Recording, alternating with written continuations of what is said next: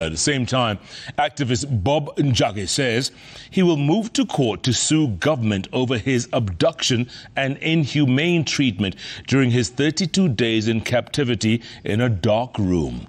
Njagi, in a tell-all interview with members of the press, narrated how he was kept in a dark room without human interaction and only allowed to shower once a week by his abductors.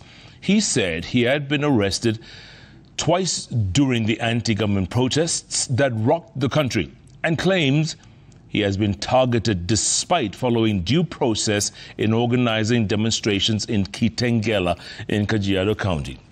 Njagi says the abduction will not stop him and his resolve to fight for a better country. Let's get more from our very own Jorogi Gatete. I was left on the floor handcuffed at the back and blindfolded for 2 days without food, only some water. That was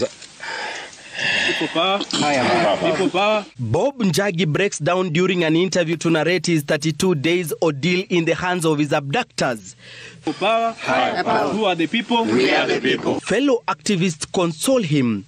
Through songs and chants, the group encourage him to be strong. Viva Bob Njagi, viva. Viva. Viva Bob Njagi, viva. Viva. And after a few minutes, he opens his heart. 20 days after his release at night and his subsequent dumping in Tigoni, Kiambu County. Njagi remembers vividly events of August 19th when 4 masked men forcibly removed him from a matatu, claiming he was in possession of a firearm. The officers shoved me out of the bus forcefully while assaulting me with kicks, blows, slaps, jacking me off my feet and carrying me shoulder high into an awaiting white car. Inside the white vehicle were 5 men, 2 in the front and 3 at the back. We drove for close to an hour, while all the time I was assaulted until we came to a sudden stop. He was transferred to a different car where 4 men were waiting.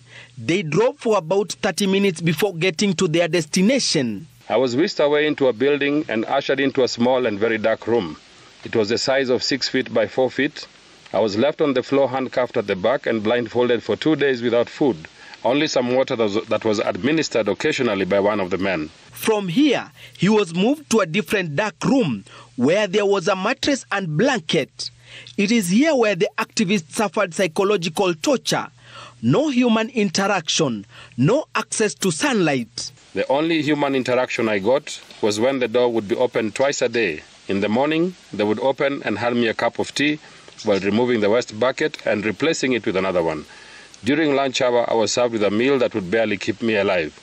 The food was unpalatable, but I forced myself to eat in order to get some strength and to live to see another day, hoping and praying that God would rescue me from this ordeal.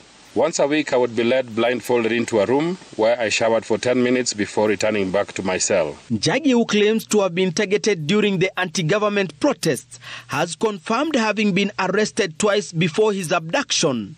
The activist who was kidnapped and released at about the same time that 2 brothers, Aslam Longton and Jamil Longton were, says he has forgiven his abductors, who are believed to be security officials.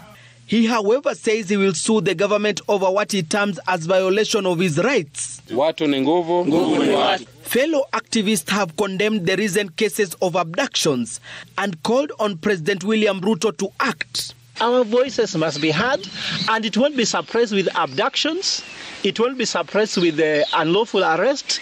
It won't be suppressed by killings. That everybody that has suffered under the hands of this government has to be compensated materially, and even, a public apology be made. The activists have challenged the government to address the challenge of unemployment and corruption in the country. Gatete Njoroge, Citizen TV, Kajiado County. Who is going